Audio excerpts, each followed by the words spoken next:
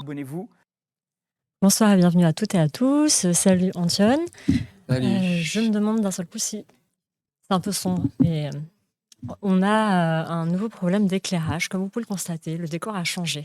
Donc la lumière a changé également. Et le soir, on est dans une espèce de soleil couchant qui peut être joli à regarder, mais en vidéo, on t'attend encore un peu. Donc soyez patients, on va travailler sur cette lumière. En attendant, bonsoir le soleil couchant et bonsoir Ulkimi, bonsoir le chat, ça fait plaisir de voir des têtes connues se connecter et des nouvelles personnes, soyez les bienvenus. Abonnez-vous, c'est l'émission qui vous montre les coulisses de Mediapart, c'est tous les lundis à 18h et vous retrouvez Os Politique pour sa Mediapartinale tous les vendredis de 10h à midi. Si vous voulez participer dans le chat ce soir et poser des questions à Antoine, parce que c'est pour ça qu'on est là, il y a des règles à respecter. Je les mets dans le chat. Vraiment, c'est les règles les plus simples que vous pouvez imaginer. On suit la loi, donc pas de propos sexistes, transphobes et compagnie. Et si ces propos sont néanmoins postés dans le chat, c'est suppression du message immédiatement, voire ban sans sommation. Il n'y a pas d'appel possible sur les bans. Si vous voulez utiliser nos emotes, vous avez déjà pu voir passer dans le chat, vous pouvez utiliser l'extension BetterTTV. L'emote qui a le plus de succès, c'est celle d'Antoine qui dit coucou et qui est très utile pour se dire bonjour quand on arrive dans le chat. Voilà. C'est gratuit et vous avez accès à des collègues qui font des têtes plus expressives. Ensuite, vous dire que les replays sont en ligne sur Twitch et sur YouTube. Voilà, comme ça, si vous n'avez pas le temps ce soir de tout regarder, pas de problème. Si vous voulez soutenir une presse libre et indépendante, c'est très important, j'ai failli ne pas le dire. Abonnez-vous. Abonnez-vous. Tout à fait. Abonnez-vous. Je vous envoie le lien. Voilà. Dans le chat, c'est 1 mois gratuit, sans engagement, sans même besoin de mettre vos infos de paiement. Si néanmoins vous avez un petit budget, une offre spéciale, jusqu'au 30 mars, 1 an pour 24 €, puis par mois. Voilà, et je pense que là, sur les règles, on est comme ça au même niveau d'information. Et en effet, il n'y aura pas de réélection pour les bannis. Comme différence. Posez des questions, mettez des remarques, mais vraiment attention au respect des règles. Voilà, ce soir, on se voit dans un contexte d'élection municipale. Vous avez peut-être vu passer sur les réseaux sociaux des posts qui demandaient comment certains élus qui pourtant avaient des casseroles, on va dire, pouvaient néanmoins se représenter et pire encore, obtenir des bons scores. Peu importe finalement le sujet des casseroles, que ce soit un sujet probité, des sujets de ou condamnation aux violences sexuelles. On est là pour décrypter ce phénomène qui questionne aussi sur le fonctionnement de la démocratie. Ce que je vous propose, c'est que Antoine, peut-être tu puisses te présenter, même si tu es passé plusieurs fois dans cette émission, que tu te représentes brièvement et après on va rentrer dans le vif du sujet.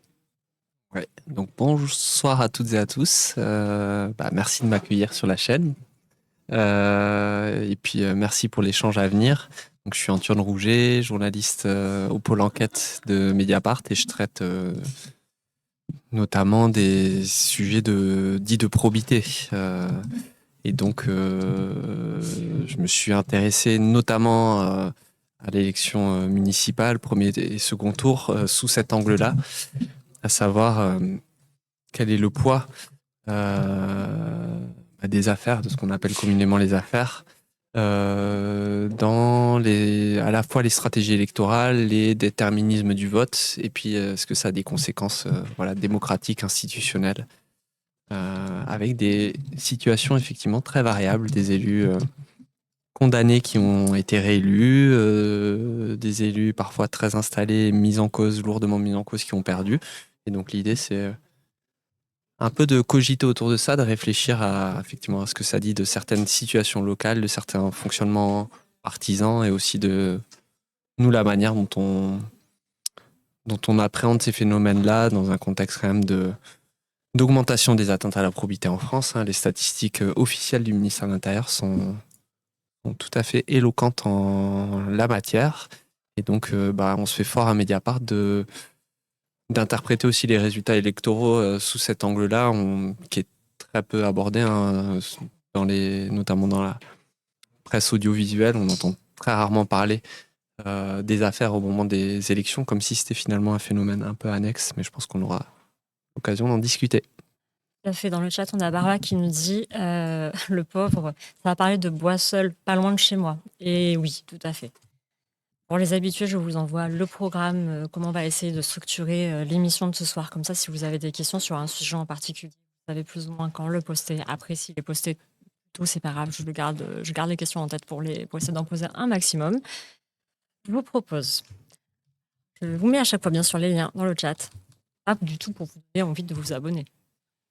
Et pour poser le contexte, on va parcourir cette analyse que tu as publiée la semaine dernière. Et lui est condamné. Pourquoi font-ils de si bons scores aux élections avec un focus sur les violences sexuelles? Vous savez qu'on se demande finalement quel degré de gravité il faut atteindre pour ne plus être éligible selon en tout cas les administrés. Donc peut-être pour commencer, si tu peux nous dire un peu le contexte de ce premier tour des municipales, est-ce qu'il a pu te surprendre dans certains résultats? L'idée d'abord, c'était de partir d'un électrochoc à Grenoble au premier tour. Est arrivé en tête le candidat de la droite, soutenu par ailleurs par une partie de la Macronie locale. Et ce candidat, il s'appelle Alain Carignon. Il est un ancien ministre et c'est l'incarnation, le symbole de la droite affairiste des années 90. C'est l'élu en exercice qui a été le plus lourdement condamné dans une affaire d'atteinte à la probité, 5 ans d'emprisonnement, dont 4 fermes, dans une grosse affaire de corruption dans les années 90. Et il a passé 29 mois en détention, ce qui est là aussi un record. Le second élu qui a été condamné aussi lourdement, c'est Gaël Perdriau à Saint-Étienne en décembre dernier. Mais voilà, le précédent, c'est Alain Carignon. Et ça a été longtemps un symbole de la délinquance en col blanc derrière les barreaux. Et Alain Carignon, il s'est représenté notamment en 2026. Il avait déjà fait lors du précédent scrutin municipal et il est arrivé en tête à Grenoble. L'affaire de corruption dans laquelle il a été condamné, donc c'était une corruption qui a abouti à la privatisation du marché de l'eau. On sait que l'eau est un bien commun, mais qu'il suscite beaucoup de convoitises de la part d'entreprises privées. Et donc, la contrepartie du pacte de corruption noué autour d'Alain Carignon à l'époque, c'était de privatiser le secteur de l'eau.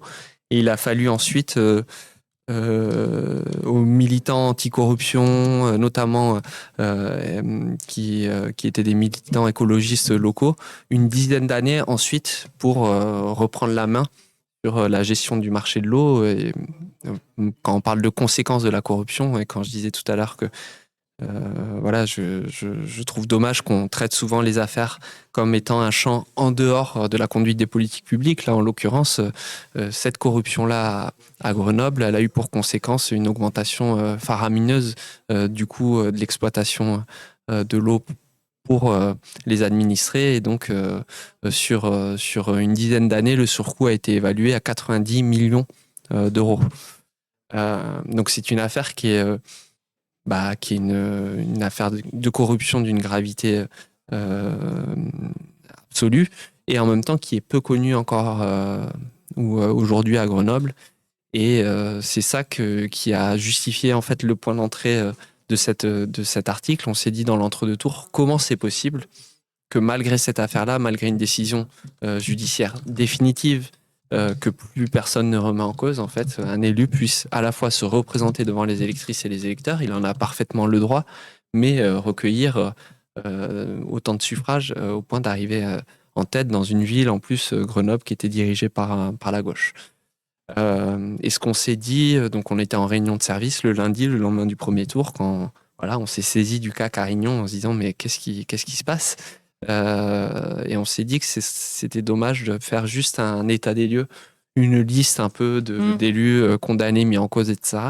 Mais qu'il fallait qu'on arrive à interroger les raisons pour lesquelles ces élus mis en cause parvenaient à se faire réélire, voilà, parfois malgré des condamnations, des mises en cause très lourdes, et qu'est-ce que ça finalement signifiait du fonctionnement de certaines municipalités, institutions ou même de la démocratie française.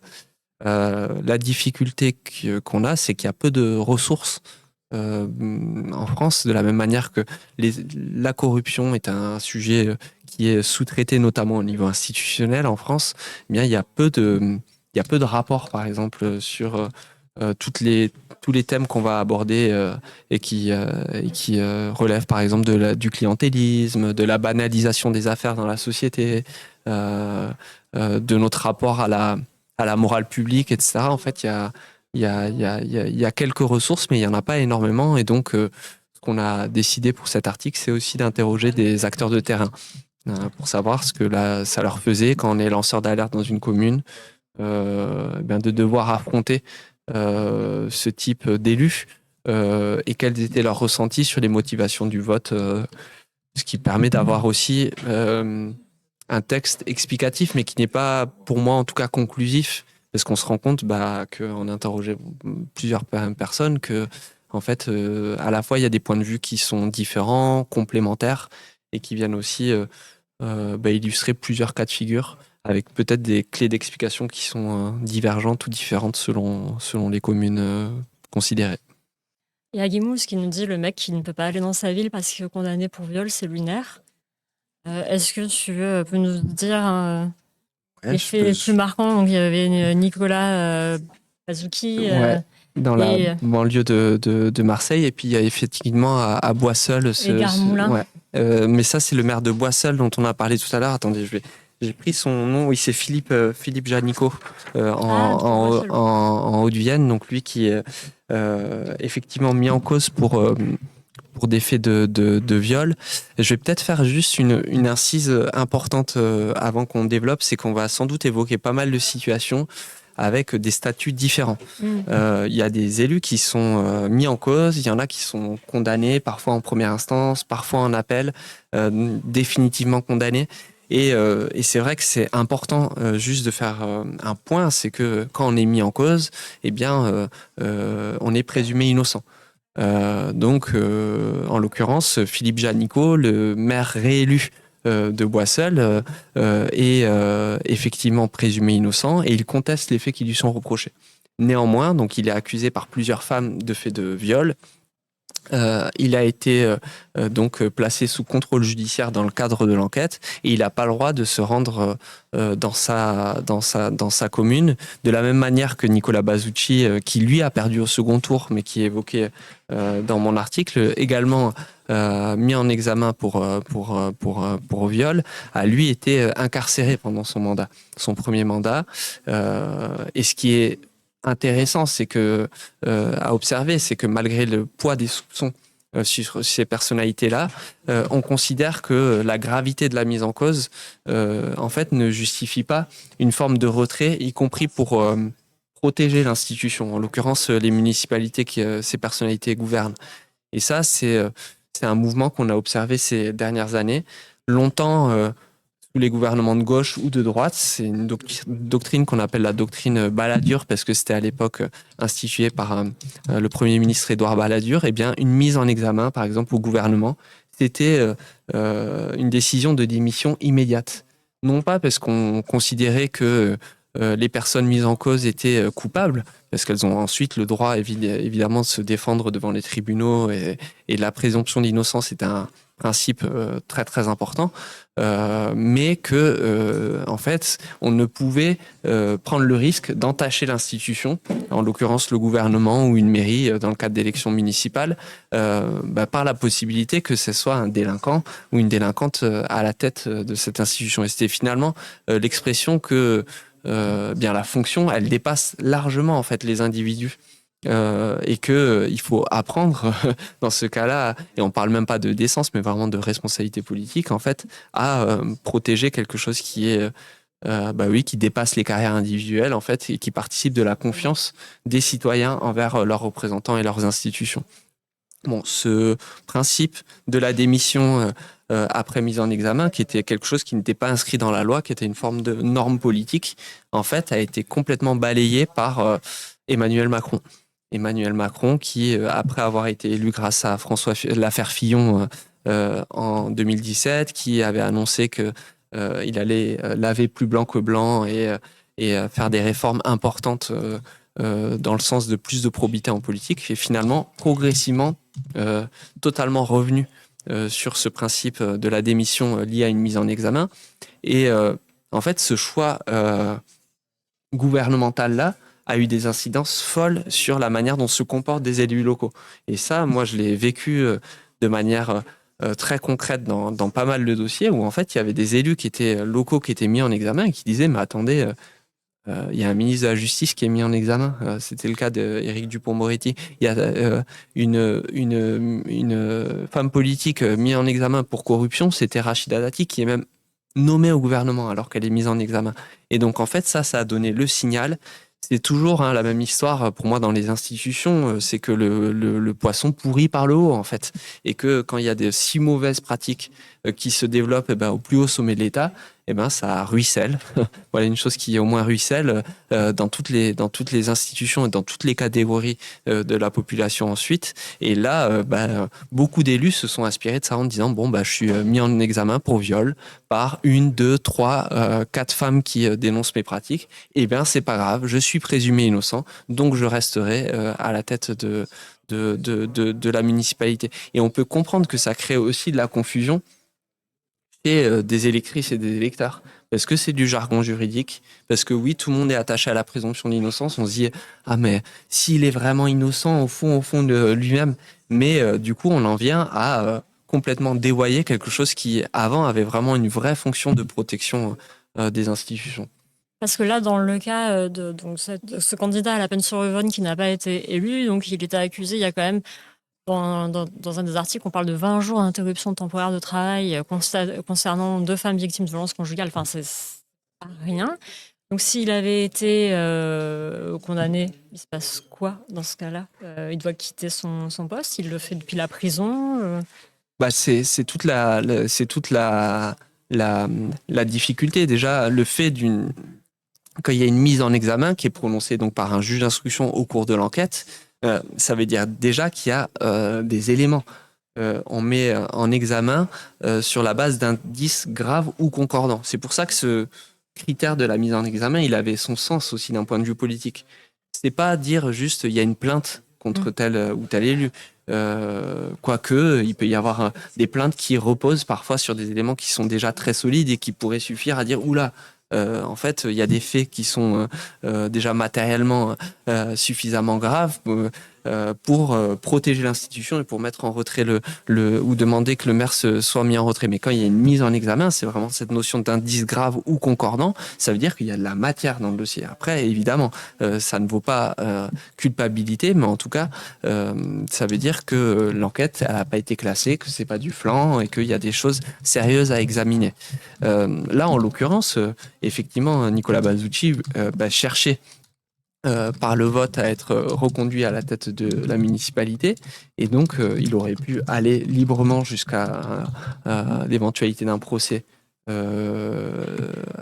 en étant maire. Et surtout, on se rend compte que dans certaines situations, on a le cas, par exemple, à Firminy, de l'élection d'un maire qui est un maire d'hiver gauche, qui a été élu hier au second tour à Firminy, c'est dans la Loire, dans la banlieue de Saint-Étienne. Il avait été condamné pour des je sors mes fiches parce que voilà, Marc Petit, il a remporté hier l'élection municipale au second tour avec 45% des voix. Marc Petit a été condamné pour agression sexuelle, par exemple. Mais rien, légalement, ne l'empêchait d'être candidat et encore moins d'être élu. Il n'y a pas d'exigence en France d'un casier judiciaire vierge, par exemple, qui a été parfois une revendication. Je me souviens que, par exemple, Benoît Hamon, au moment de la campagne présidentielle 2017, portait cette proposition-là, c'était de lister une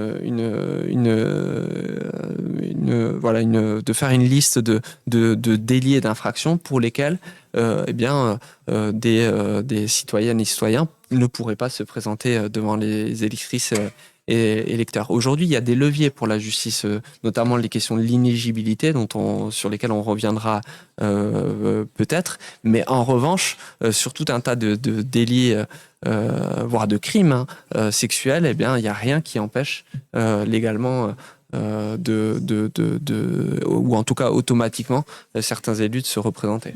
On avait 2 questions, donc tu as répondu à une des questions de ORCVS, est-ce qu'on est éligible avec un casier judiciaire?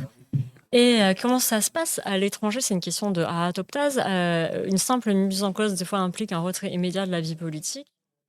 Est-ce que tu peux nous dire s'il y a des exemples vertueux, notamment sur le casier judiciaire et la jurisprudence qui était censée être de mise avant Macron aussi chez nous?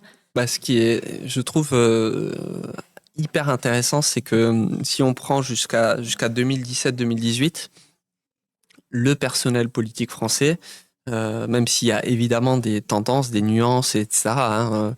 Quand on voit par exemple le casier ou le CV judiciaire de la droite française, moi je me suis replongé quand même dans les années 2007-2012 quand on regarde et vous pouvez aller voir sur internet le groupe UMP à l'Assemblée nationale, puisqu'on parle beaucoup de Nicolas Sarkozy, de son entourage, de beaucoup de ses ministres qui ont été condamnés de ça, mais même le groupe parlementaire UMP, en fait, il était quand même composé d'énormément d'un taux de délinquance qui est extrêmement élevé et et c'est important aussi politiquement d'analyser ça, c'est qu'il y a des matrices, notamment et profondes au sein de la droite française sur les affaires. Ce qui ne veut pas dire que c'est l'apanage de la droite.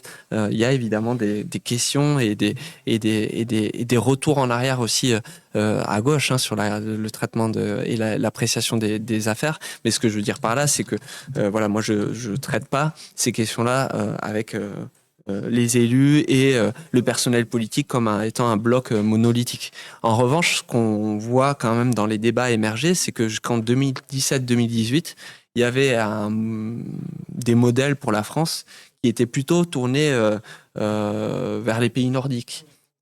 On parlait beaucoup du modèle suédois, effectivement, avec des niveaux d'intransigeance vis-à-vis des affaires qui n'ont rien à voir avec ce qu'on peut connaître en France ces dernières années, donc avec par exemple des démissions immédiates d'élus qui, par exemple, même au-delà des affaires judiciaires, qui étaient pris en train de mentir. Ouais, ou sur des notes de frais. Sur des notes de frais, sans même enquête judiciaire, ou qui avaient par exemple triché sur leur CV, menti sur leur diplôme. Pas parce qu'on considérait qu'en fait, il fallait être surdiplômé pour avoir exercé des responsabilités publiques, mais en revanche qu'il fallait ne pas mentir. Voilà. Ça, en fait, quand on voit que François Bayrou, dans l'affaire Betaham, a menti 14 fois devant la représentation nationale, on l'a listé entre le 31 janvier 2025 et le 13 mai 2025, en fait, le mensonge en politique en France n'est plus du tout quelque chose de rédhibitoire. Tant est que ça avait été un jour. Mais en tout cas, il y avait quand même dans les débats parlementaires, etc., jusqu'en 2017-2018, l'idée qu'il fallait s'améliorer et tendre vers plus d'exemplarité et de ça.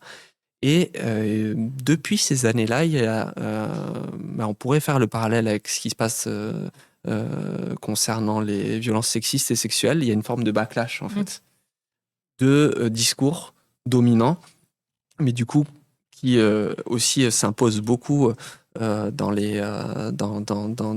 l'espace médiatique, parce que ce sont les responsables politiques qui ont accès à la parole publique sur ces questions-là, d'idée qu'on en a fait trop, en fait, que les différentes réformes, notamment après l'affaire Cahuzac, il y a eu des grandes lois en France qui ont permis par exemple la création du parquet national financier, qui est un parquet spécialisé dans la traque de la délinquance en col blanc, la création de la HATVP, la Haute Autorité pour la Transparence de la Vie Publique, qui publie les déclarations d'intérêt et qui contrôle les évolutions de patrimoine des élus. Donc ça veut dire que maintenant, vous pouvez aller voir sur Internet quels sont les possibles conflits d'intérêts de votre maire, etc.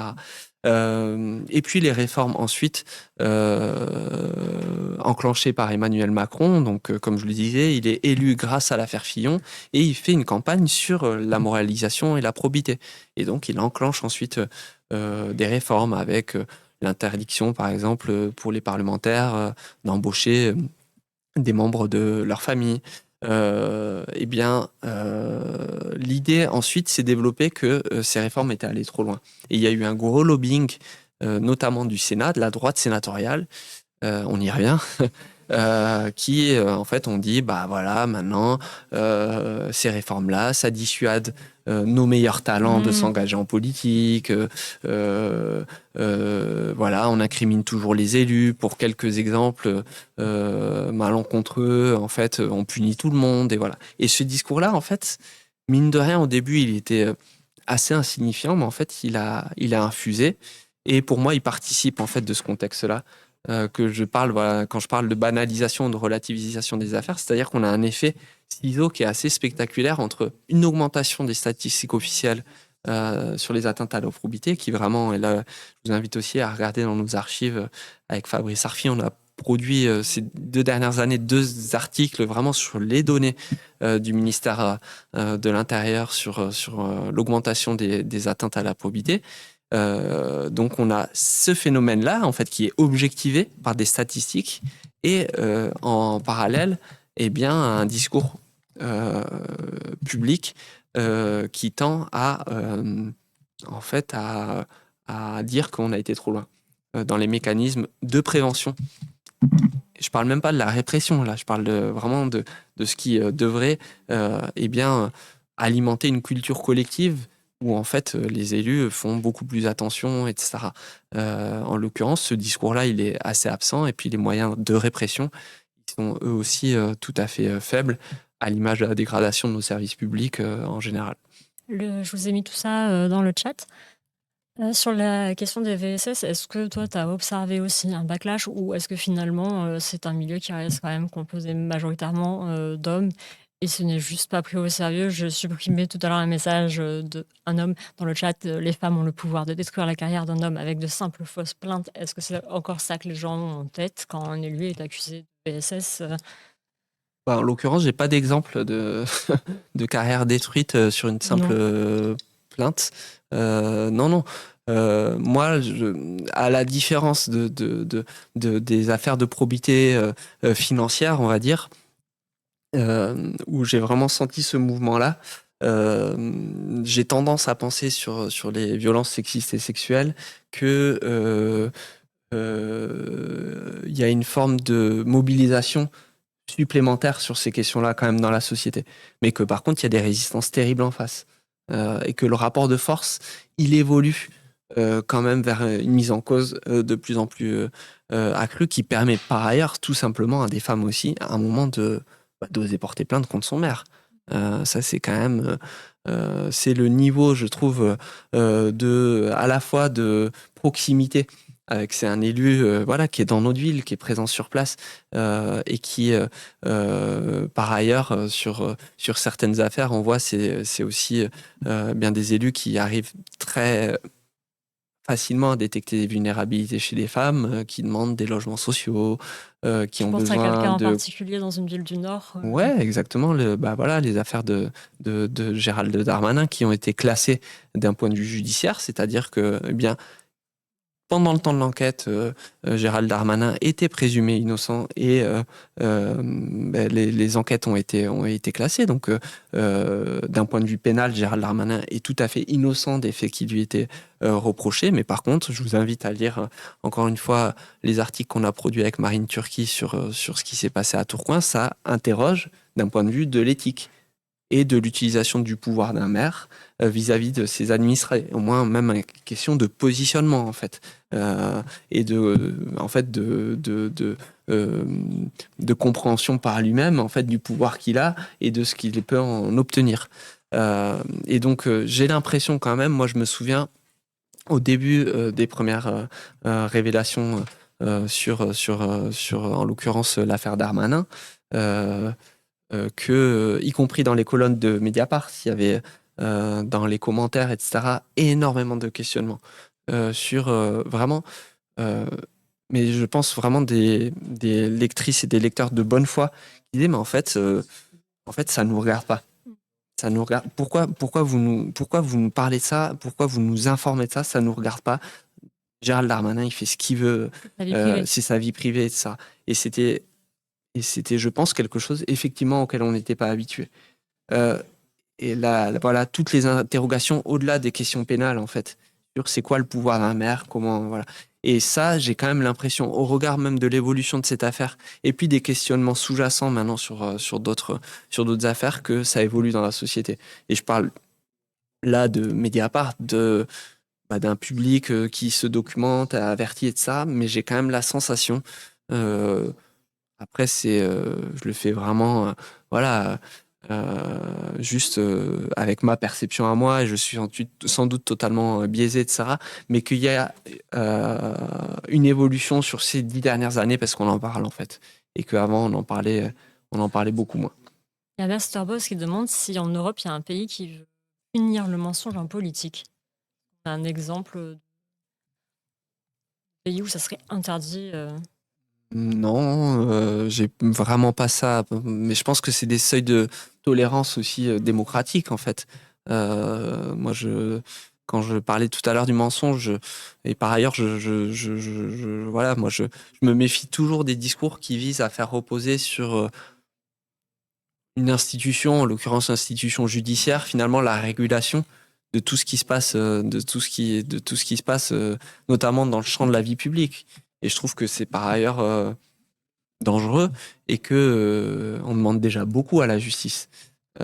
Et en l'occurrence, eh bien, on pourrait considérer que le mensonge en politique, il pourrait être disqualifiant.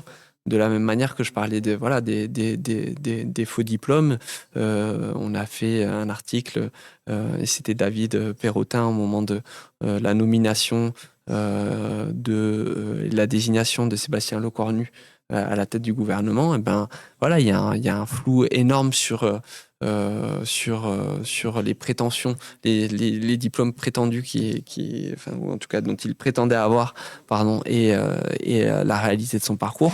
Et ben ça, en fait, c'est quand même étonnant que ça n'ait pas suscité plus d'interrogations. Je pense qu'il y a une forme d'habitus français. Et là, pour le coup, c'est totalement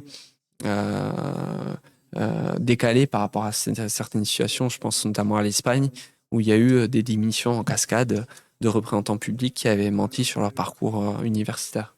On a des témoignages de Toston qui dit en Confédération suisse, le tribunal fédéral a jugé en faveur des mensonges. Et Badaboud qui nous dit le pays de Galles a mis en place un truc contre le mensonge des élus. Alors, écoute, je suis dessus. C'est une loi qui devrait être mise en place aux prochaines élections législatives du pays de Galles, en effet.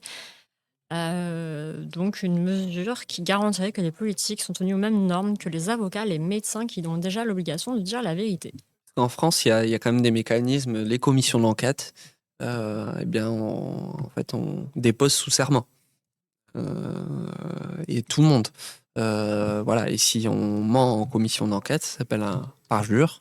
Et donc, on peut être poursuivi pour parjure.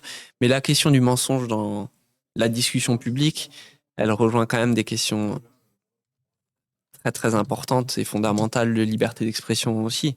Moi, je suis pas, voilà, je suis pas du tout favorable à l'idée qu'un juge judiciaire vienne discerner de lui-même qu'est-ce qui est vrai ou faux, etc. Et on s'en méfie aussi énormément du point de vue de la presse, hein, tous les discours qui viendraient faire le tri par le prisme de la justice sur le vrai, le faux, le travail d'information qu'on réalise, etc. Voilà, la liberté d'expression et d'information dans ce pays, elle est très importante. Et donc, je pense que moi, de ce point de vue-là, je réfléchis plutôt en termes de pratique par la société elle-même, de contrôle en fait de des éléments communiqués par leurs élus. Il y a Site de Nuit qui demande si Rachida Dati n'avait pas menti sous commission, justement. Il y a des doutes, il y a des questionnements. Effectivement, la commission parlementaire sur l'audiovisuel public là, qui est en train de continuer. Et donc, il y a un questionnement et on verra à l'issue des travaux de la commission si les députés considèrent qu'elle a potentiellement fait un parjure et saisissent ou pas l'autorité judiciaire. Et je remonte, mais il me semble qu'il y avait aussi plusieurs questions sur pourquoi les gens votent malgré tout pour ces élus. Est-ce que c'est un manque d'information?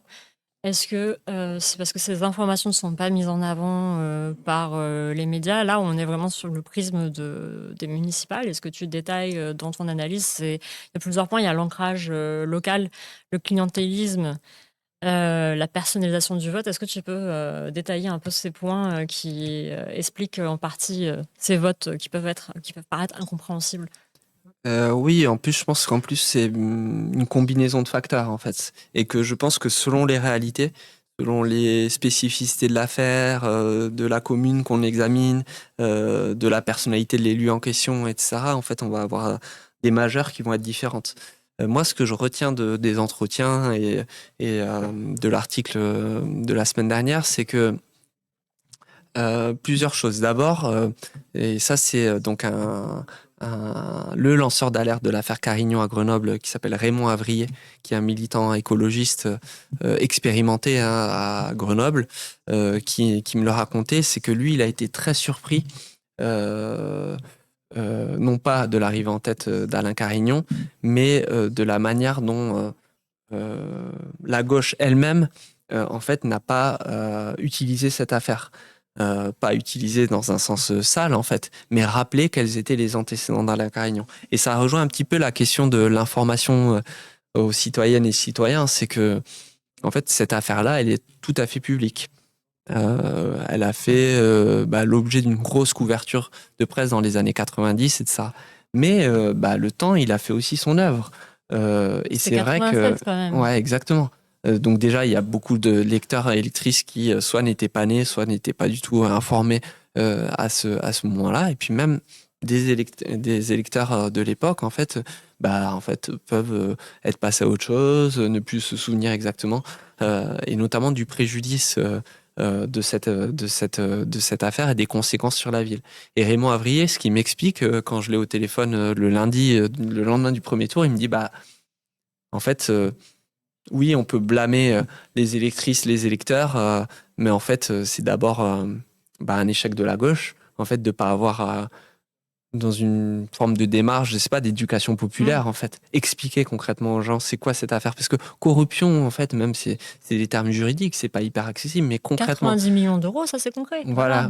La privatisation d'un bien public qui est quand même peut-être le bien le plus précieux, qui est l'eau, en fait, ça a des implications très concrètes. Et ce travail, il m'expliquait que ce travail d'information n'avait pas été fait et il y voyait deux choses. D'abord, une forme de mise à distance des affaires, comme ce que je disais tout à l'heure, en fait, comme si les affaires c'était un peu un gadget ou quelque chose de très annexe en fait dans l'appréhension des politiques publiques, dans le fonctionnement des institutions. C'est-à-dire, ça fait partie d'une composante, mais c'est pas au cœur, quoi. Or moi, je pense que, au contraire, c'est vraiment au cœur des politiques publiques. Ça veut dire que un élu corrompu, en fait, au lieu d'être guidé par l'intérêt général, qui est censé en fait guider l'exercice de son mandat, en fait, il est guidé par des intérêts privés. En l'occurrence, l'intérêt de l'entreprise par laquelle il a été ou de la personnalité par laquelle il a été corrompu. Quand c'est du détournement de fonds publics, c'est par son intérêt propre visant à récupérer de l'argent. Dans les conflits d'intérêts, ça peut être des intérêts de personnes autour de lui. Et en fait, ça, pour moi, c'est une clé d'explication de beaucoup de choses. Dans les politiques de transformation, je ne sais pas aujourd'hui, vis-à-vis du dérèglement climatique, par exemple, ou des inégalités sociales, en fait, effectivement, si on a des élus à la tête de certaines institutions qui ne sont pas guidés par l'intérêt général, mais par des intérêts particuliers, eh bien, ça explique un certain nombre de décisions ou de non-décisions qui sont prises. Et c'est pour ça que pour moi, l'examen de ces situations-là, il se situe au cœur en fait de l'examen du dysfonctionnement des institutions. Donc Raymond Avrier rejoint cette idée-là, mais il explique aussi une chose, c'est que, y compris parmi les élus sensibles à ces enjeux-là, en fait, il y a toujours l'idée qu'on ne va pas regarder dans le passé. On ne regarde pas dans le rétro. Nous, on est élus, on est tourné vers l'avenir, on va mener des projets pour la ville, etc. Et on n'est pas là pour rabâcher les vieilles histoires du passé, quoi. Et l'ami Raymond, il est sympa, mais en fait, il nous parle de Carignan dans les années 90. C'est bon, quoi. On passe à autre chose. Et un peu ce discours public-là, quoi. Mais on l'entend souvent, d'ailleurs, là, si vous regardez, je pense, dans les prochains jours, tous les discours de passation qu'il va y avoir, vous allez entendre beaucoup de discours comme ça. Voilà, moi, je suis tourné vers l'avenir, et de ça. Et ça a un effet immédiat, c'est que ça crée énormément de déperdition en fait, sur d'où viennent ces affaires-là et qu'est-ce qu'elles ont provoqué dans la ville et du coup, quels peuvent être les mécanismes pour que ça ne se reproduise pas. Et ce que Raymond Avrier appelle une perte de mémoire vive, en fait. C'est comme si on effaçait tout ce qui s'était passé. Et il raconte une anecdote assez intéressante, c'est que donc, le lundi, quand je l'ai au téléphone, le lendemain du premier tour, Alain Carignan est arrivé en tête et le matin, des jeunes militants écolos l'appellent et lui disent « Raymond, est-ce que tu peux nous expliquer c'est quoi l'histoire de Carignan et de l'eau ?» Et toute la stratégie de second tour d'Union de la gauche, ça a été en fait de stigmatiser en fait Alain Carignan sur son passé judiciaire, mais sur ce que révèle son passé judiciaire de sa conduite des affaires publiques. Et c'est ça qui est intéressant. Je pense que souvent, notamment à gauche, il y a un peu la crainte de dire « Ah non, mais on va pas utiliser les affaires comme si c'était des coups bas, en fait. » Mais pour moi, en fait, pas du tout. C'est rappeler ce qui est le moteur des candidatures qui se situent en face. Et ça, c'est important pour les citoyennes et citoyens. Donc ça, c'est le premier élément de réponse. Peut-être le second élément un peu structurant que je peux donner, après, il y a sans doute deux choses qui viendront avec vos questions, c'est effectivement le poids de ce qu'on appelle le clientélisme. Un maire ou une maire, c'est quand même une personnalité qui, déjà, au-delà de l'image de représentation importante que ça peut avoir dans une ville, etc., c'est aussi quelqu'un qui a énormément de leviers d'action sur des choses très concrètes, des subventions à des associations. En fait, beaucoup de structures sont dépendantes des subventions versées annuellement par les mairies ou les métropoles sur l'attribution de logements sociaux, sur l'attribution de places de parking. Et là, donc, il y a un exemple, par exemple, à Puteaux, Joël Secaldi-Reynaud. Donc la famille Secaldi, quand même, à Puteaux, ils sont élus depuis 1969. C'est une dynastie. Ouais, c'est une dynastie imbougeable des Hauts-de-Seine. Vraiment, avec en plus des parcours assez épiques de père en fille, qu'on a beaucoup chroniqué dans les colonnes de Mediapart. Et donc, Joël Secaldi-Reynaud est mis en examen pour blanchiment de fraude fiscale aggravée pour la dissimulation de 102 lingots d'or au Luxembourg. Affaire qui avait été révélée en 2015 par Yann Philippin, qui avait révélé l'existence de ces 102 lingots d'or au Luxembourg, et puis ensuite qu'on a chroniqué avec Yann les années suivantes, avec des témoignages, voilà. C'est une longue affaire judiciaire et ça rejoint aussi les questions sur le travail de la justice, c'est que la justice, comme je disais tout à l'heure, c'est un service public. On parle beaucoup de la situation des hôpitaux publics, du système scolaire. Le service public de la justice est aussi un service public en souffrance, avec peu de moyens. Et donc, sur des affaires tentaculaires comme ça, ça prend des années et des années. Et donc, Joël Secaldi-Reynaud, elle est mise en examen et là, elle a été réélue triomphalement au premier tour à Puteaux. Et ce qu'explique très bien Christophe Greber dans l'article que j'ai vu la semaine dernière. Donc Christophe Greber, c'est un ancien lanceur d'alerte à Puteaux qui s'est battu un peu contre vent et marée pendant des années tout seul. Et là, il a terminé son combat en reconnaissant qu'il n'avait pas réussi, en fait. Il dit le système clientéliste, il est trop fort, il est trop puissant. C'est-à-dire que le poids de la clientèle électorale de ces caliers rénaux, en fait, empêche, malgré les affaires, malgré l'accumulation des articles, le fait que ce soit sur la place publique, en fait, empêche les mécanismes d'alternance. Et il fait le parallèle avec une commune voisine, hein, de quelqu'un de beaucoup plus connu, qui est Patrick Balkany. Attends, on a le dossier. Et il dit que, voilà, si la justice n'avait pas empêché Patrick Balkany d'être maire de Levallois, Oui, il le serait sans doute. il le serait sans doute encore réélu triomphalement malgré les affaires. Et donc ça, c'est, je trouve, des éléments de réflexion intéressants, parce que ça vient aussi articuler eh bien, qu'est-ce qu'est la composante du vote dans le fonctionnement démocratique, mais aussi des autres institutions, et quel est le rôle de la justice, par exemple, là-dedans, y compris vis-à-vis de la légitimité populaire d'élus qui disent nous, on a été réélus. Donc, en fait, qu'est-ce que vient faire la justice à s'immiscer dans nos propres affaires? Pourquoi on devrait quitter notre mandat alors qu'on a été réélu? Et on se rend compte que peut-être on est sur des contextes locaux où en fait l'électorat est aussi contraint par des modes de gouvernance, etc., qui en fait permettent pas des alternances démocratiques. Je vais poser vos questions, mais il y avait un exemple que j'ai trouvé assez hallucinant dans l'élu à La Pennes-sur-Yvonne, donc qui est mise en examen pour des violences ayant entraîné 20 jours d'ITT sur 2 compagnes.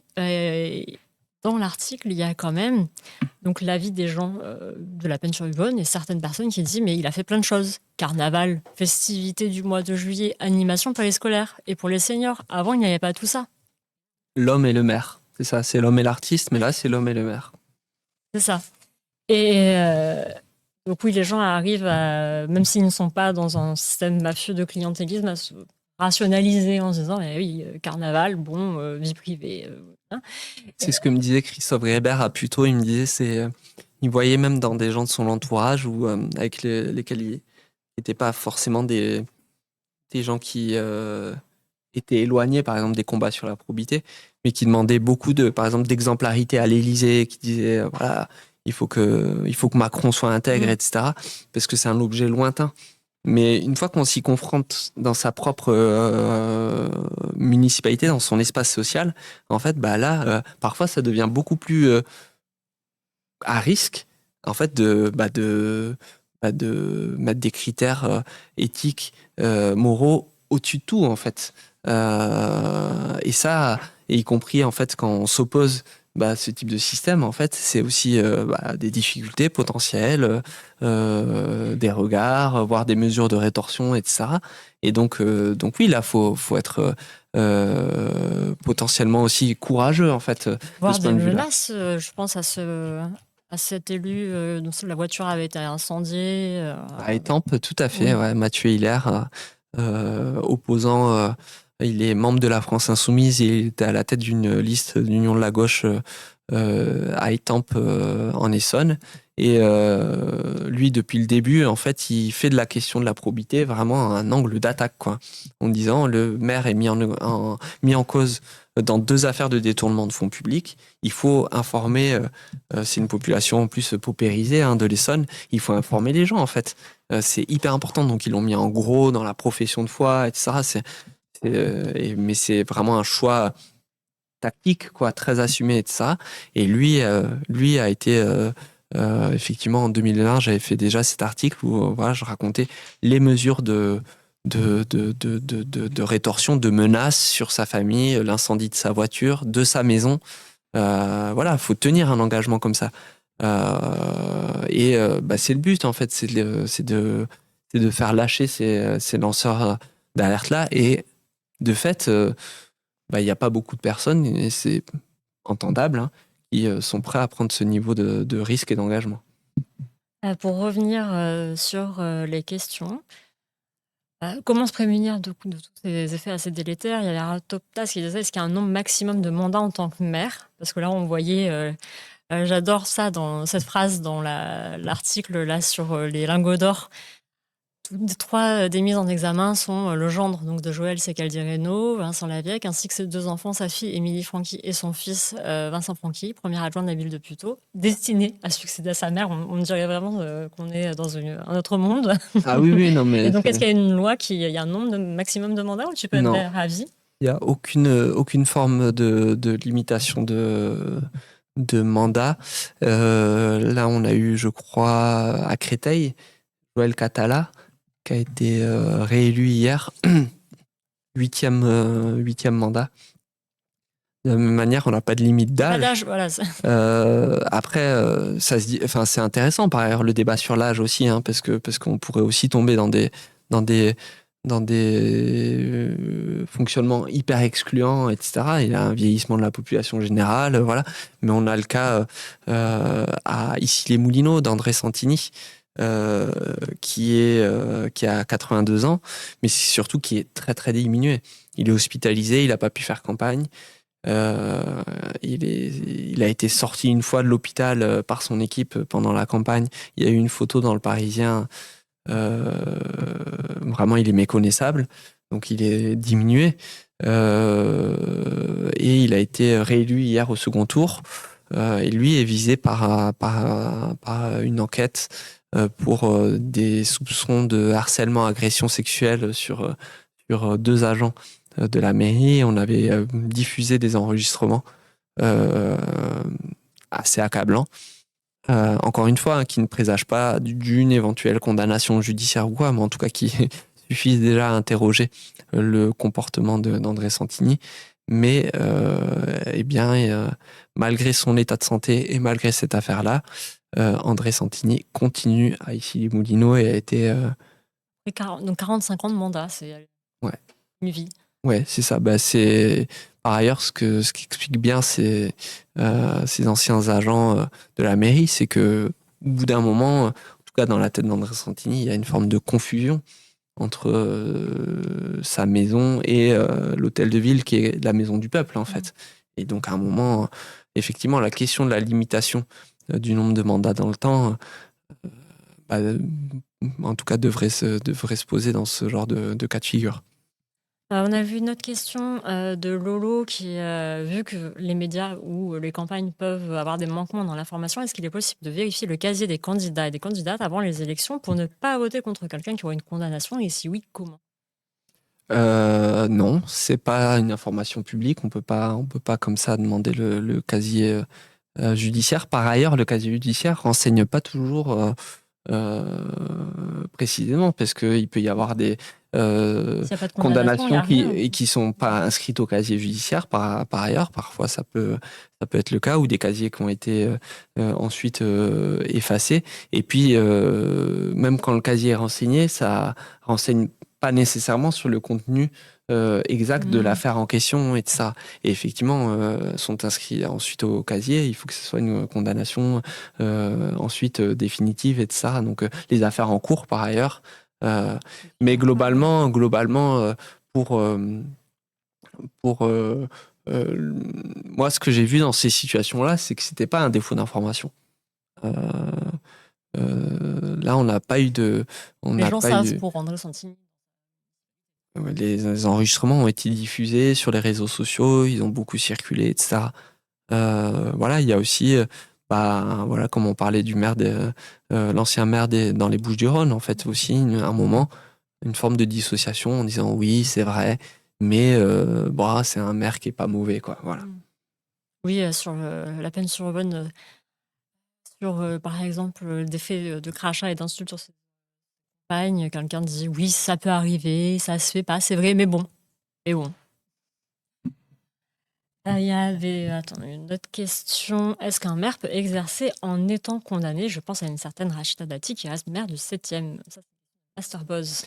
Alors, c'est une excellente question, qui permet vraiment de développer sur les conséquences politiques d'une condamnation. Il existe donc en droit français une peine complémentaire d'inéligibilité, qui veut dire que pour un certain nombre d'infractions et de délits, notamment relatifs aux atteintes à la probité, eh bien, la peine d'inéligibilité est prononcée de manière automatique.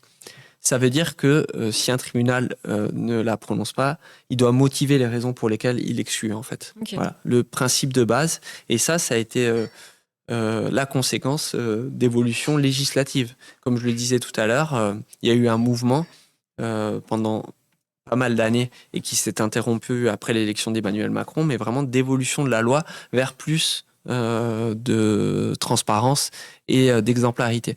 Et donc les parlementaires, les politiques, ont eux-mêmes inscrit l'idée que l'inéligibilité devait devenir la norme pour un certain nombre d'infractions. Ça veut dire quoi concrètement ? Ça veut dire que un maire qui est condamné, s'il est frappé d'inéligibilité et que sa condamnation est définitive, il est démis de ses fonctions. Immédiatement. Souvent, c'est dans les 24 heures. Donc, c'est un arrêté préfectoral qui, en l'occurrence, concernant les maires, qui dit vous êtes automatiquement démis de vos fonctions, convocation d'un nouveau conseil municipal et élection d'un nouveau maire. Ça, c'est dans le cas donc, d'une condamnation rendue définitive. Donc, pour qu'une condamnation soit définitive, soit elle a été prononcée en première instance et il n'y a pas eu d'appel, soit il y a un appel, elle est confirmée, et après, il y a la possibilité, le troisième stade, c'est de faire un pourvoi en cassation, et ensuite, une fois que ce pourvoi a été formé et que la Cour de cassation rend sa décision, là, ça rend totalement définitif la condamnation.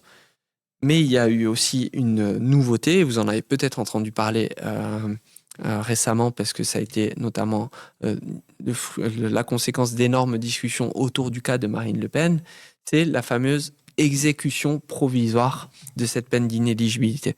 Ça veut dire quoi ? C'est que là aussi, ça a été une évolution de la loi, c'est de considérer que cette peine complémentaire-là, elle est rendue effective dès le jugement en première instance, dès la première condamnation, et on n'attend pas l'appel.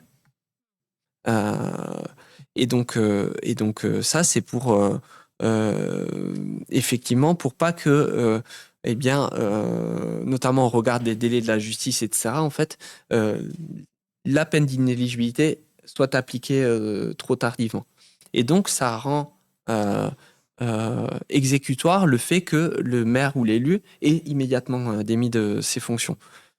Et donc c'est ça qui fait que si un maire, et ça a été le cas par exemple de Gaël Perdriau à Saint-Étienne, il a été donc condamné à une peine complémentaire d'inéligibilité en plus de ses 5 ans de prison, 4 ans ferme en première instance, le 1er décembre dernier, et la peine d'inéligibilité a été prononcée avec exécution provisoire. Ça veut dire qu'il ne pouvait pas rester à la mairie. Il était immédiatement démis de ses fonctions.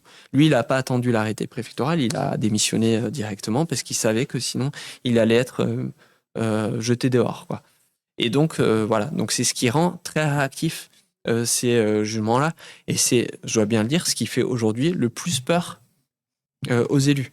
Donc, pour moi, si j'interprète un peu la réaction finalement de cette délinquance-là à l'aune de ces mesures, je me dis que c'est une mesure efficace parce que on l'a vu avec les discussions autour de la condamnation en première instance de Marine Le Pen.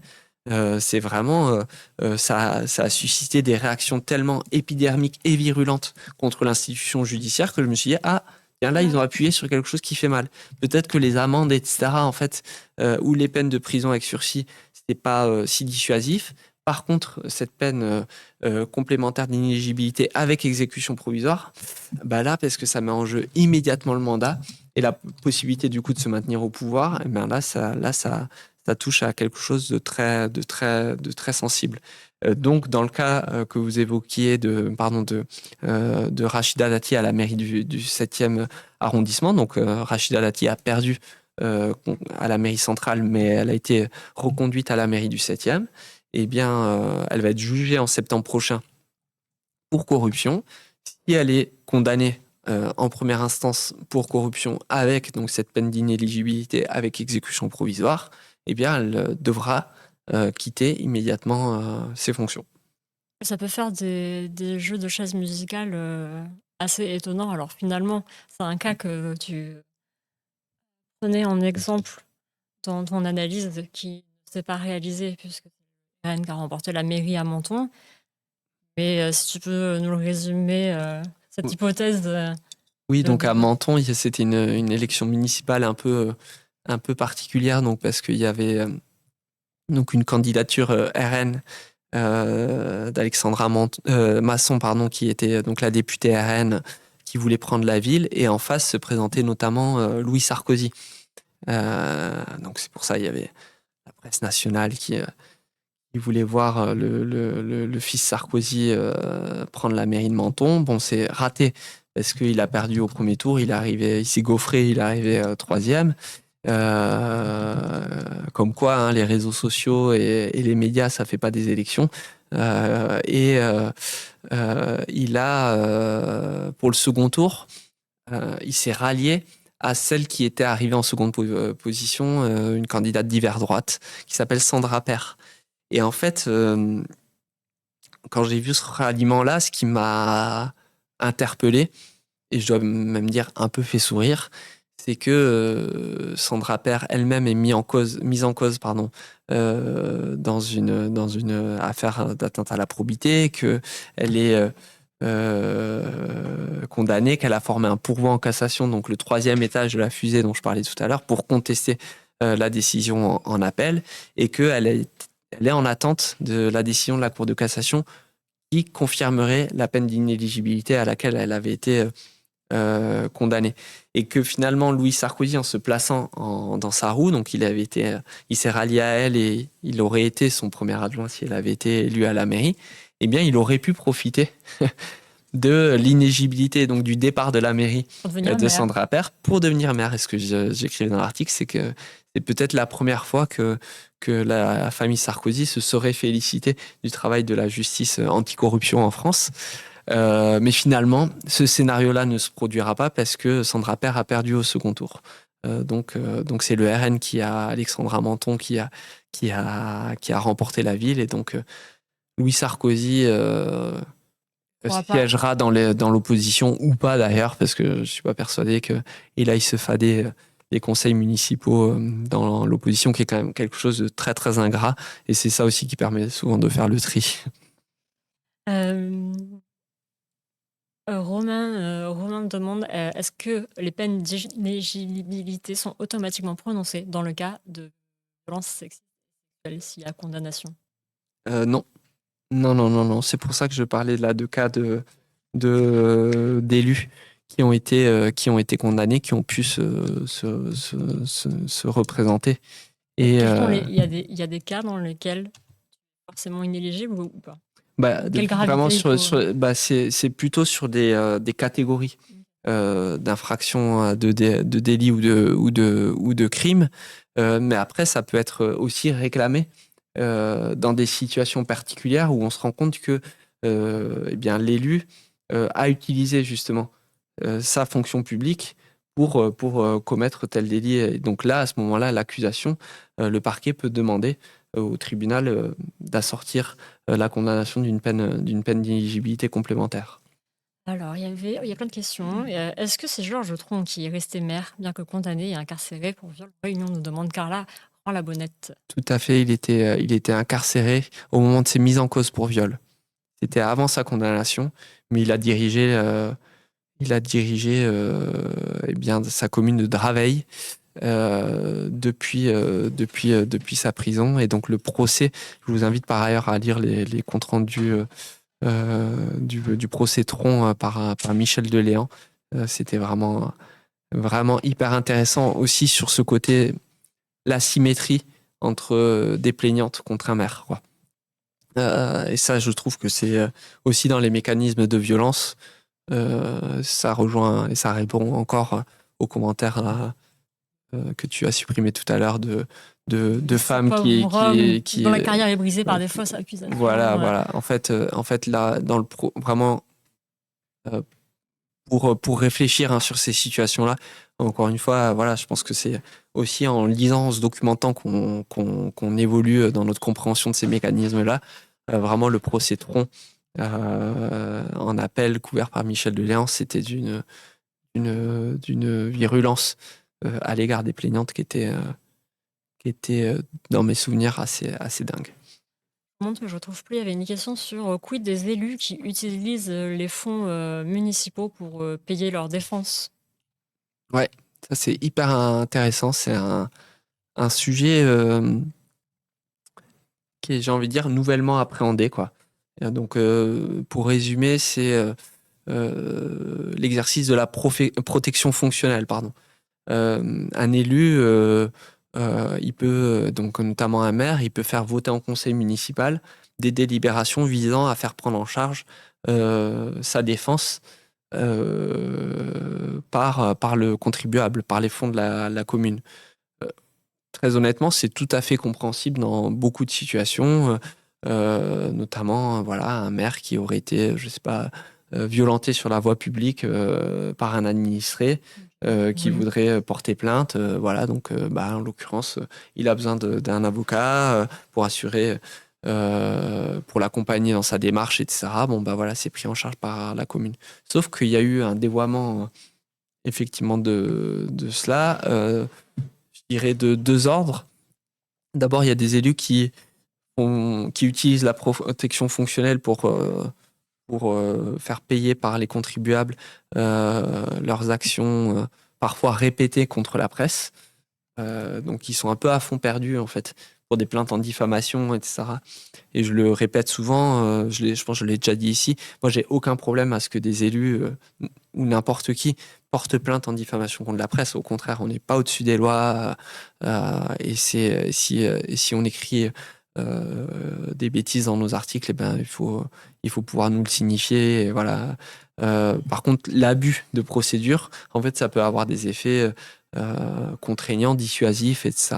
Et donc ça, pour multiplier les procédures, il faut avoir des fonds. Et parfois, il y a des élus qui utilisent des fonds publics pour le faire. Et ça, je trouve que c'est vraiment très limite. Et l'autre chose, c'est qu'il y a aussi des élus qui, parfois mis en cause J'ai pas dans dit des abonnez-vous affaires, à Mediapart. font voter la protection fonctionnelle Je te coupe une seconde pour ce... parce Pour qu'on nous ce... avons un raid à l'instant. Ok. Merci beaucoup de le raid. Bienvenue. On est en train de parler de probité et dans ce cas plutôt de l'absence de probité de certains élus aux élections municipales. Soyez les bienvenus. Et donc Bienvenue. là, on parle, Antoine nous explique le cas de maires qui utilisent les fonds publics pour payer leurs frais de justice, des fois à tort et des fois à raison. Exactement. Et donc là, le cas d'abus qui ont été beaucoup repérés ces dernières années par une association qui s'appelle Anticor, qui est une des quelques associations en France à travailler sur la corruption, qu'elle soit locale ou nationale. Et de plus en plus, Anticor saisit les tribunaux quand ils identifient des élus qui font prendre en charge par l'argent de la collectivité, donc de l'argent public, leurs frais de défense dans des affaires qui concernent des possibles atteintes à la probité. Et donc ça, ce sujet-là est en train de monter ces dernières années. Et je pense que ça va être quelque chose ensuite de récurrent, notamment de la part des oppositions municipales, en fait, d'analyser ça et de demander des comptes aux maires qui font prendre en charge par l'argent public leurs frais de défense. On a une question là-dessus, c'est 25 Bam qui dit est-ce que le maire doit rembourser s'il est condamné? Ah oui, oui, tout à fait. S'il se fait rattraper là-dessus, il est effectivement ensuite tenu de rembourser parce que c'est du détournement d'argent public. Une question de Jeff Edmondmieux.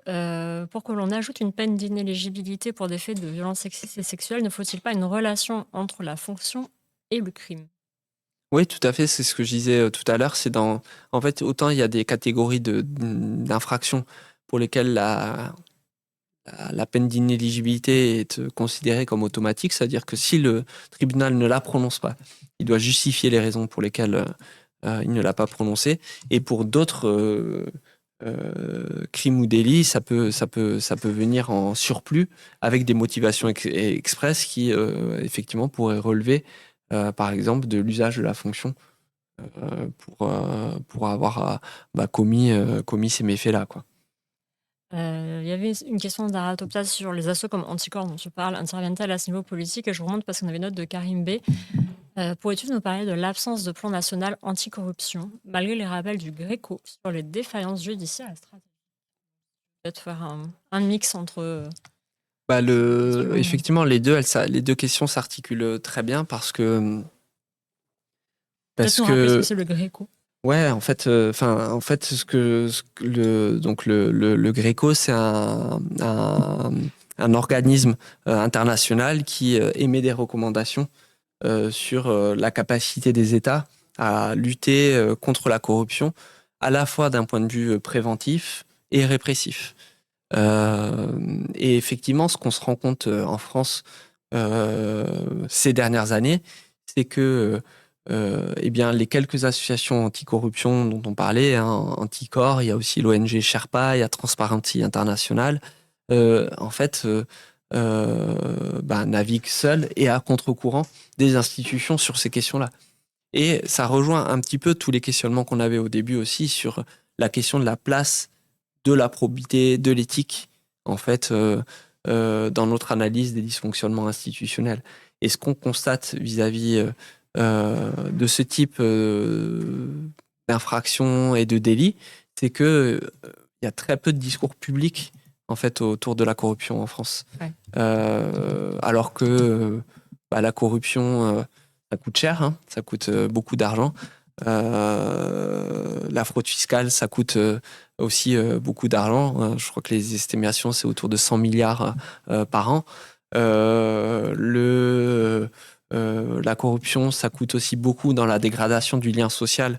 Quand on voit que les dernières élections municipales ont été marquées par une abstention record, hein. Si on enlève les années Covid, on n'a jamais vécu ça sous la Ve République.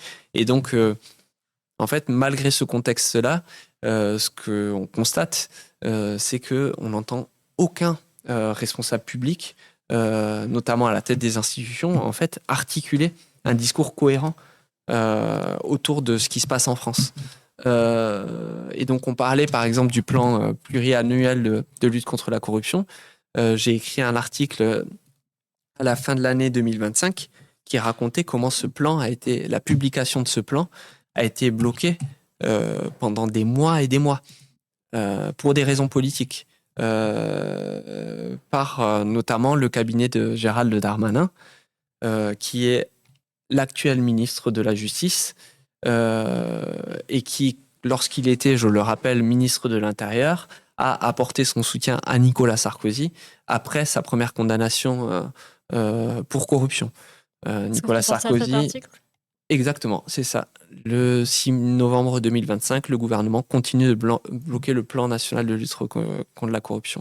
Donc il était prêt depuis 2024.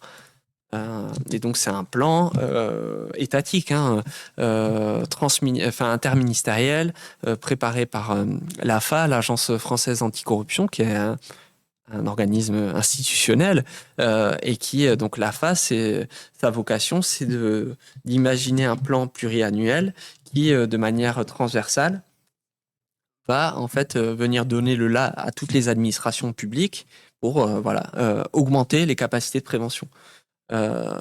Donc c'est quelque chose qui est normalement très précieux. Ce plan, il était prêt, il était dans les cartons depuis 2024. Il n'était pas publié. Et ça a ému pas grand monde en réalité. Et je ne sais pas si vous faites l'expérience de regarder un peu les interviews de l'actuel ministre de la Justice, Gérald Darmanin, ou des ministres de l'économie et des finances successifs, on les entend jamais. Je sais pas, il y a une journée internationale de la lutte contre la corruption. En fait, on n'entend rien, on voit pas d'affiches dans la rue, on voit pas de sensibilisation. Voilà. On commence à parler un peu plus de la corruption aujourd'hui avec le narcotrafic. Et ça, c'est l'angle d'attaque de Gérald Darmanin, c'est la corruption du personnel pénitentiaire, du personnel de greffe par les systèmes mafieux ou identifiés comme tels de la DZ Mafia, etc., autour des poches de narcotrafic. Mais c'est, moi, je trouve hyper significatif d'entendre Gérald Darmanin qui en parle toujours sous cet angle-là, mais qui parle jamais de la grande délinquance économique et financière. Et finalement, en fait, on a cette approche de cadrage public. En fait, elle empêche aussi un dynamisme de la société, parce qu'elle empêche d'avoir une conversation publique organisée. Je parlais des données publiques, par exemple, sur l'augmentation de la corruption en France. En fait, elles sont jamais commentées dans le champ médiatique, à part voilà, avec les collègues de Mediapart, quand on va à la télé, à la radio, on en parle un petit peu et de ça, mais sinon, vous n'entendez jamais de paroles institutionnelles autour de ça. Et pour moi, ça rejoint par exemple aussi d'autres questions de société. Sur le racisme, par exemple, en fait, on est très peu de discours institutionnels et de campagnes vraiment massives de prévention là-dessus et de ça. Et du coup, ça nuit aussi à la compréhension de la gravité de ces phénomènes-là.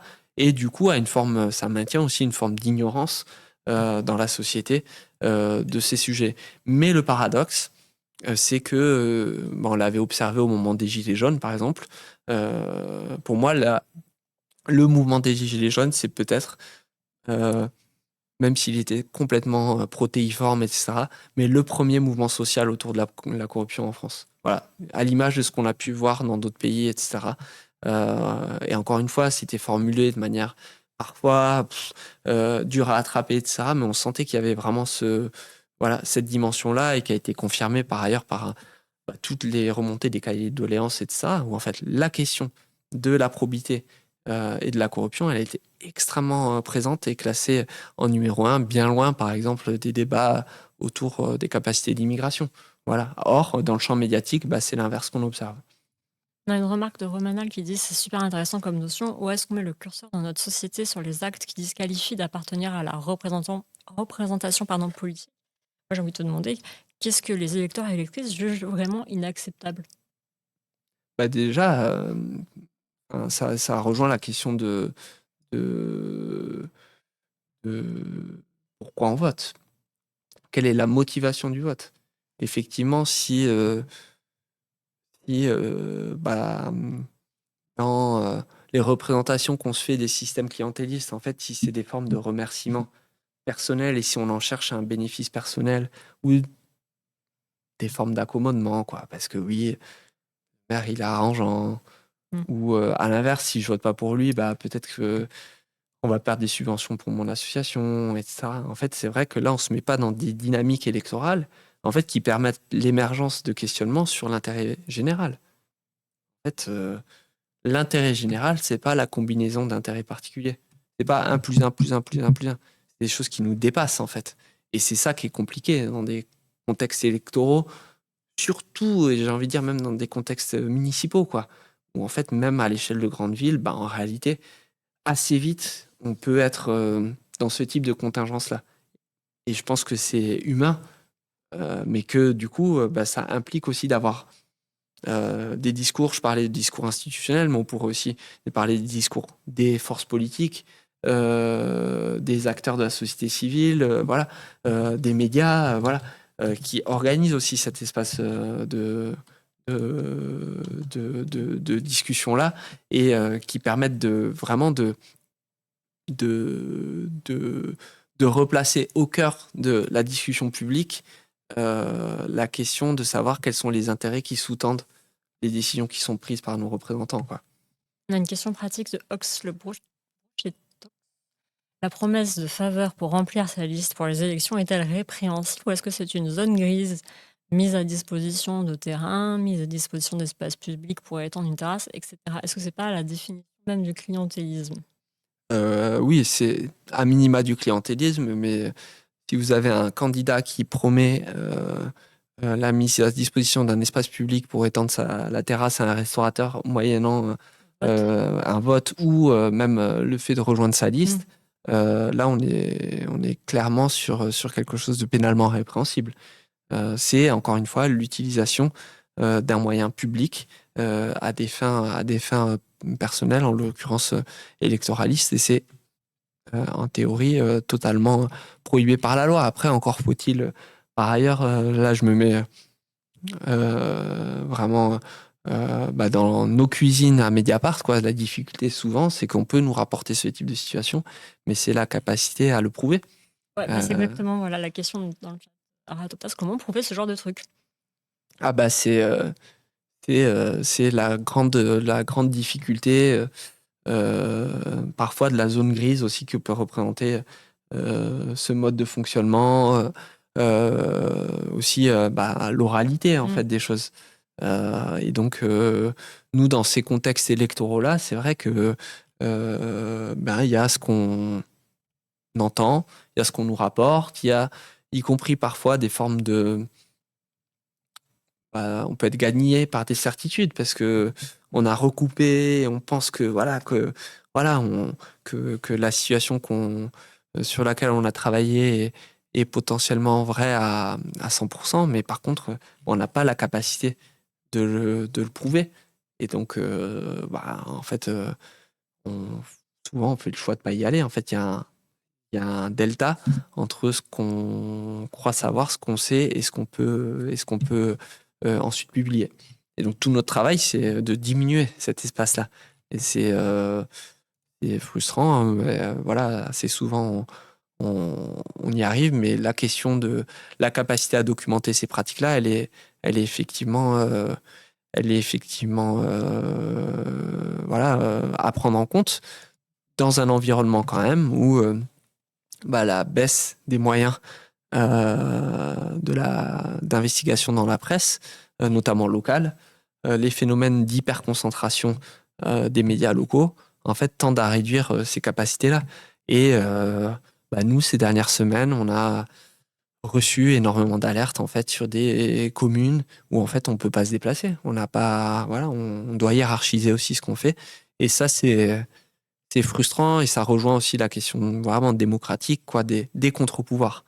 Des contre-pouvoirs, notamment médiatiques, qui permettent d'éclairer par des capacités d'enquête des mauvaises pratiques. Et donc ça, nous, sur des élections municipales et locales comme ça, on peut malheureusement pas se déployer dans toutes les territoires où ça en vaudrait la peine. Pauline Sega qui demande quelle est la place de la France dans le nombre et l'ampleur des faits de corruption dans le monde politique au niveau européen. Je vous envoie cet article de Michel Deléan. Donc, dans le tableau 2024 de l'indice de perception de la corruption, la France enregistre une chute inédite et alarmante au classement mondial des nations, puisqu'elle perd 5 places d'un coup et tombe à la 25e position. Pas glorieux. Ce qui n'est pas glorieux, mais ce qui reflète le CV judiciaire de la France, quoi. Vraiment, je vous invite à vraiment à regarder Donc, on a un contenu par ailleurs qu'un accès libre qui s'appelle La République exemplaire d'Emmanuel Macron, qui recense les affaires. Donc, La République exemplaire, c'est une expression d'Emmanuel Macron lui-même, hein. C'est son programme de 2017. C'est là-dessus qu'il a été élu.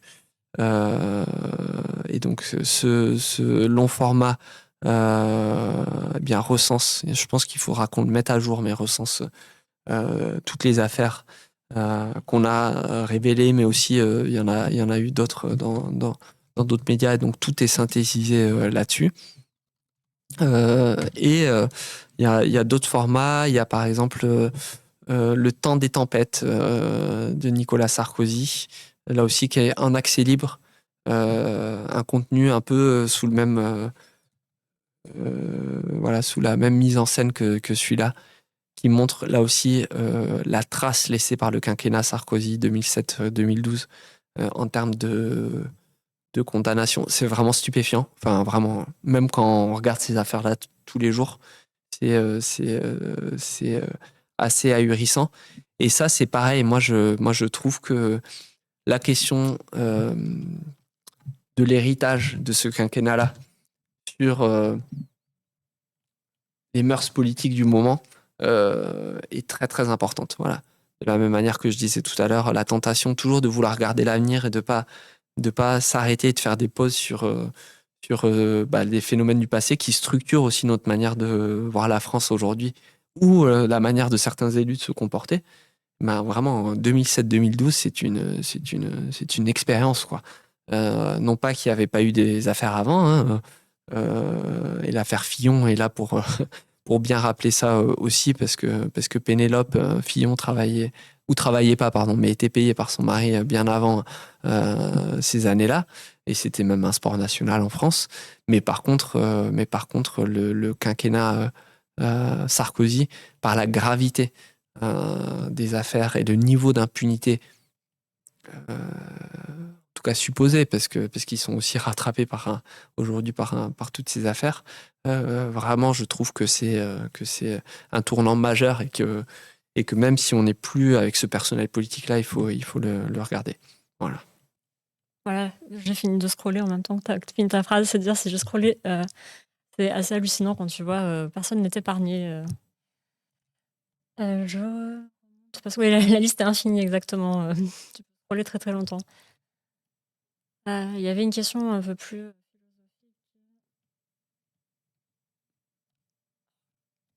de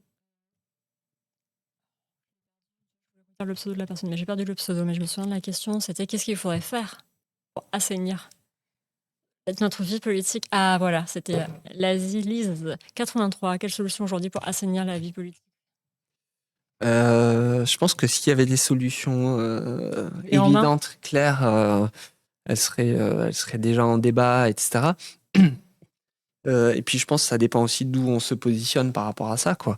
Les ONG, elles ont leur palette de solutions à elles. La justice anticorruption, elle a sa palette et je pense que les journalistes ont aussi leur palette d'action. Et je pense que c'est bien aussi d'être chacun à sa place, quoi. Et de considérer qu'on a des fonctions sociales qui sont totalement différentes, hein. La justice, elle est là pour réprimer. On le voit que malgré la faiblesse des moyens, finalement, il y a eu quand même ces dernières années un certain nombre de décisions impactantes qui ont été rendues. On observera sans doute dans les prochains mois aussi les effets que ça a. Tout à l'heure, je parlais de backlash. C'est vrai que la mise en cause de manière organisée, répétée, de la justice anticorruption, ça va aussi créer des discours intéressants à analyser au moment de l'élection présidentielle de 2027, quoi. La question de l'indépendance du parquet en France. Donc, le parquet, c'est l'autorité de poursuite qui est aujourd'hui pas statutairement indépendant. Pendant longtemps, il y a eu une revendication pour l'indépendance du parquet, notamment portée par la gauche. Emmanuel Macron le plébiscité aussi, mais il l'a jamais fait, justement pour essayer de garantir l'absence d'interférence du politique sur le judiciaire.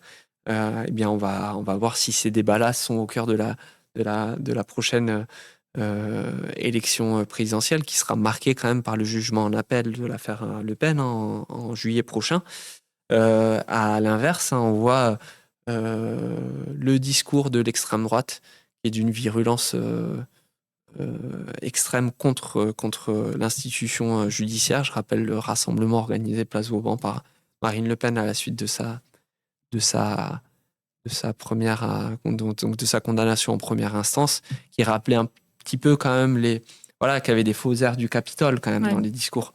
Il suffit de regarder ce qui se passe aux États-Unis, le rapport de l'administration Trump à tout ce qui relève des contre-pouvoirs pour imaginer ce que ça pourra traduire en France. Et là où aux États-Unis, quand même, moi j'ai écouté beaucoup les discours quant au fait que les institutions américaines étaient beaucoup plus solides que les institutions françaises pour résister à ce type de comportement-là. En fait, un an plus tard, je crois que le tableau qui se dessine est que certes elles étaient envisagées comme puissantes, mais il y a quand même à la Maison-Blanche quelqu'un qui n'en a strictement rien à faire. Ça laisse augurer de ce qui pourrait advenir en France. Donc il va y avoir vraiment tous ces questionnements-là, et bon, je suis désolé, hein, je réponds pas clairement à la question des solutions, mais en tout cas, ça va être un enjeu démocratique, et un point de clivage hyper fort. Et je pense par ailleurs que ça va aussi traverser les camps politiques, parce que bah, à gauche, il y a des divergences, hein, très fortes aussi autour de ces questions-là aussi. Et donc, ça va aussi réarticuler un certain nombre de discussions qui vont être, de mon point de vue de citoyen et d'observateur en tant que journaliste, hyper intéressantes. On a une bonne nouvelle de Terence Faure. Heureusement, le référendum italien s'attaquant à l'indépendance des magistrats n'est pas passé. Tout à fait. Tout à fait, tout à fait. Mais là aussi, Mélanie étant une inspiratrice de de l'extrême droite française, mais aussi de la droite française, hein, qui vante souvent les mérites de l'Italie de Mélanie. Bon, bah voilà, on peut imaginer. Enfin, il n'y a qu'à voir vraiment les discours publics. Regardez quand même des principaux dirigeants de la droite vis-à-vis de la justice. On voit quand même un discours qui est, pour le coup, tout à fait aligné sur ce que peuvent porter les représentants de l'extrême droite, quoi. Je vous propose qu'on passe à un moment Père Castor, la recoculture d'Antoine ce soir. Père Castor, raconte-nous une histoire. Même 2 histoires. C'est parti. Ce soir, il y a une seule reco. On est resté modeste. Ouais, je suis resté sobre. Comme le livre un peu que je recommande. Je sais pas s'il a déjà été recommandé, donc je Non, m'excuse. pas encore. Donc voilà, c'est un livre que j'ai lu le mois dernier de Constance Debré, donc, qui s'appelle Protocole, et que j'ai trouvé bon, déjà d'une force vraiment exceptionnelle, quoi, en termes d'écriture et de propos, et donc qui est je pense que c'est une expérience de dissection, quoi, de du système de mise à mort légale, hein, aux États-Unis, de la peine de mort. Pour les Euh, protocoles D'exécution. d'exécution. Voilà, Ok. d'exécution dans les différents États aux États-Unis. Et ce que j'ai trouvé incroyable, et je trouve que par ailleurs, du coup, ça rejoint pas mal ça résonne avec beaucoup de questions qu'on peut se poser dans la pratique du journalisme et du travail de recherche qu'on peut faire, etc. C'est que, en fait, il y a enfin, dans le livre, tout paraît sous nos yeux. Il n'y a pas un mot en trop. Évidemment qu'il y a la patte et l'écriture de Constance Debré, son rythme, sa manière d'organiser les choses. Mais en fait, c'est quasiment comme si elle avait pioché dans un manuel et dans les différentes législations. Bon, Constance Debré est une ancienne avocate, donc elle est voilà, tout à fait acculturée à ce langage-là, mais c'est pas, comment dire, c'est pas aride, c'est pas un bouquin juridique, c'est pas un bouquin fait pour des gens qui ont fait du droit ou qui s'intéressent au droit. Mais par contre, du coup, ça vient aspirer cette matière légale-là, quoi, ce document, donc ces protocoles, quoi, déjà le mot, voilà. Et en fait, ça vient le restituer comme de manière très crue. Faut être bien accroché quand même. Donc c'est du brutal, mais moi c'est aussi voilà, ce type de documents et d'objets auxquels j'aime bien me confronter parce que le monde est brutal, voilà. Du coup, ça passe pas par 4 chemins. Et en même temps, voilà, c'est vraiment, vraiment remarquable. Et c'est voilà, pour moi l'illustration de que la brutalité des faits et des fois aussi de la loi peut nous amener à réfléchir. Là, en l'occurrence, on traverse ce livre en se posant vraiment beaucoup, beaucoup de questions sur l'état de notre monde, quoi. Voilà. On s'en pose déjà beaucoup avant, mais voilà, quand on se dit que nos protocoles humains, voilà, science élaborée en fait nous conduit à ce type d'une humanité là en fait avec l'assentiment, une forme d'assentiment collectif. Et, voilà, on pourrait derrière bah, la question suivante, c'est quel type de démocratie permet de garantir finalement la stabilité d'un système pareil, quoi. Voilà, c'est hyper intéressant. C'est vraiment hyper fort, quoi. Ouais, j'ai adoré.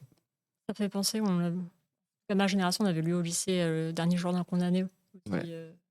Hugo, où il y a assez cru, très aseptisé, la peine de mort à guillotine. Ouais. Des fois, la lame rip, ce genre de choses, quoi. Tout à fait. Dans le chat, on dit c'est pas vraiment un bouquin pour s'endormir. En effet, et est-ce que elle est de la famille Debré? Ouais, tout à fait. Une dissidente, comme je lis, ouais, c'est exactement ça. C'est donc c'est la petite fille de Michel Debré. Et donc c'est la nièce de Jean-Louis Debré qui a été président de l'Assemblée nationale, membre du Conseil constitutionnel qui est décédé il y a peu de temps. Et donc oui, c'est une branche dissidente. Son père était je crois que c'était une fratrie de 4, était journaliste à Londres.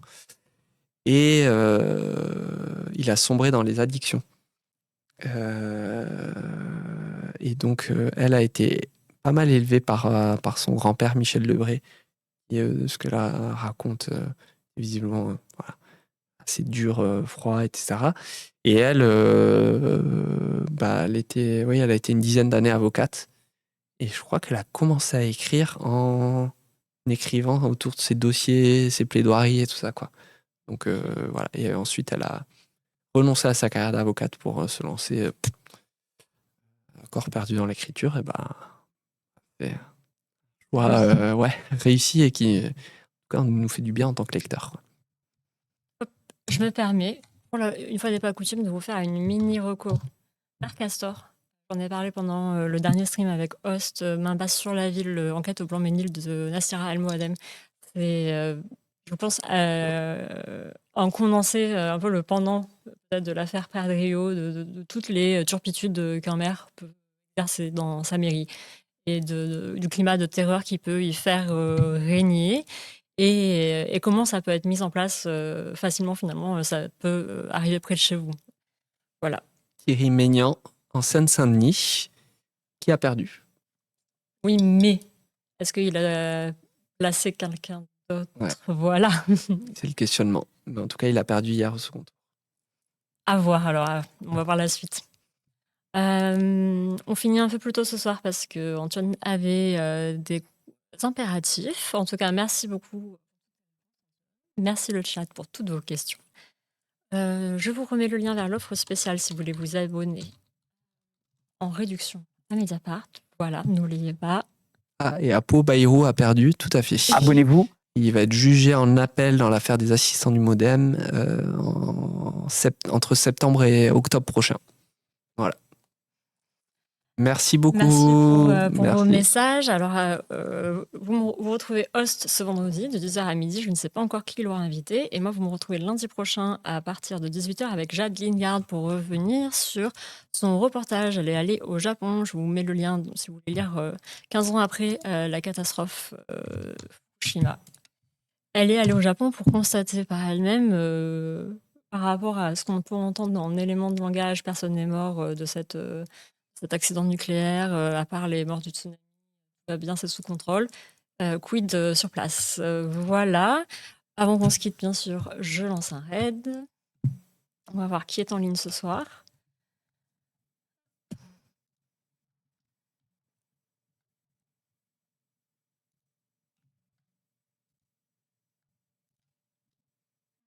La semaine dernière, on allait chez Dofla.